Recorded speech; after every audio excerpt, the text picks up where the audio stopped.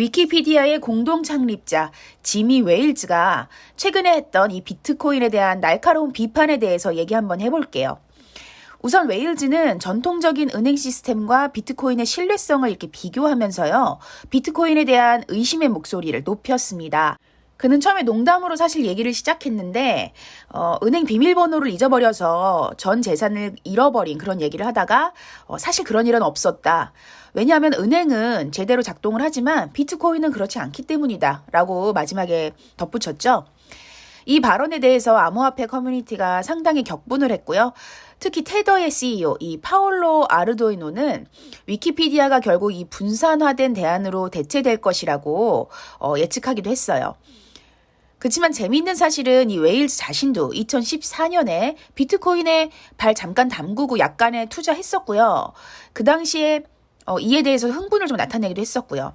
심지어 그해 위키피디아는 이 비트코인 기부를 받아들이기로 결정하기도 했었습니다.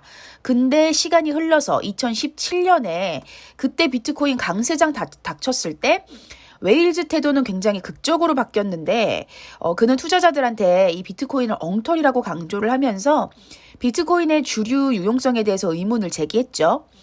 2021년에는 암호화폐와의 그 거품과 태도의 위험성에 대해서도 경고하기도 했고요.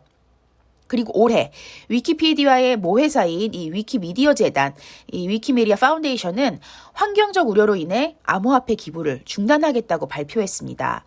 이 결정은 커뮤니티 중심으로 이뤄졌다고 하는데 주요 암호화폐들의 그런 환경적인 영향 때문이었죠. 하지만 여러분, 위키미디아는 이 암호화폐에 대한 문을 완전히 닫은 건 아닙니다. 일시적인 중단으로 보고 있어요.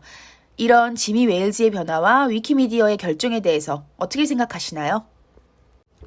미국 법원이 창펑자오의 미국 출국을 금지시켰어요. 이유는 도주 가능성 때문이고요.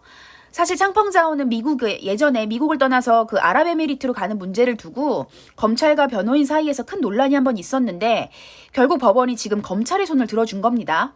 창펑자오는 앞서서 자기 유죄를 인정하고요. 바이낸스 CEO에서 사임하는 조건으로 일시적으로 석방이 됐었는데 그때 보석금으로 무려 1억 7,500만 달러 중에 이 1,500만 달러를 내고 내년 2월에 열리는 이 미국 법원 재판에 자진 출석하기로 동의를 한 상태예요.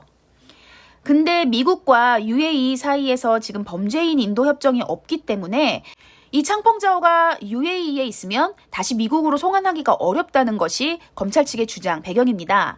창펑자오는 은행보안법과 국제비상경제권법 그 위반 혐의가 있어요. 그래서 검찰은 그의 죄질을 고려해서 12에서 18개월 정도의 징역을 구형할 수가 있고 최대 10년까지도 가능하다라고 주장을 했지만요. 일부에서는 그의 실제 형량이 더 가볍게 나올 수도 있다고 보고 있습니다. 자, 암호화폐 전문 매체 유투데이에 따르면 창펑자오는 지금 범죄 기록이 없고 법무부와 합의 의지가 있기 때문에 징역형보다는 보호관찰이나 이 가택연금 될 가능성이 더 높다고도 보고 있네요. 이 소식이 암호화폐 시장에 어떤 영향을 미칠지 앞으로 상황 지켜보는 것 중요하겠죠? 자, 최근 저스틴 선과 연계된 암호화폐 거래소 HTX가 11월 22일에 3천만 달러 규모의 해킹 피해를 입었는데 다행히도 이 HTX는 11월 26일에 비트코인, 이더, 트론, 테더 등등 이런 여러 암호화폐의 입출금 기능을 복구했다고 말했습니다. 저스틴 선은 트위터를 통해 나머지 암호화폐들도 점차 이 기능을 복구할 계획이며 다음 주까지 모든 작업이 다 완료될 것이라고 밝혔습니다. 이번 해킹은 저스틴 선과 관련된 플랫폼에서 발생한 이 네 번째 해킹 중에 하나였고요. 거래소의 핫 월렛에서 지금 큰 금액이 유출됐어요. 그리고 HTX 에코체인 브릿지도 같은 날 8,660만 달러 규모의 공격을 받았고요. 또 저스틴 선이 소유한 다른 거래소인 이 플로닉스도 이번 달에 큰 해킹을 당했는데요. 이거는 아마 개인 키 침해로 추정이 되고 있습니다. 마지막으로 HTX가 후오비에서 지금 브랜드가 변경된 직후인 9월 24일에 거의 800만 달러 상당의 암호화폐가 지금 핫 월렛에서 도난당한 사건도 있었습니다.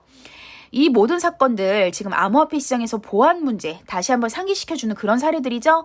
암호화폐 다룰 때 여러분 항상 보안에 신경 쓰는 거 중요합니다. 아시겠죠, 여러분? 제가 준비한 소식 여기까지입니다.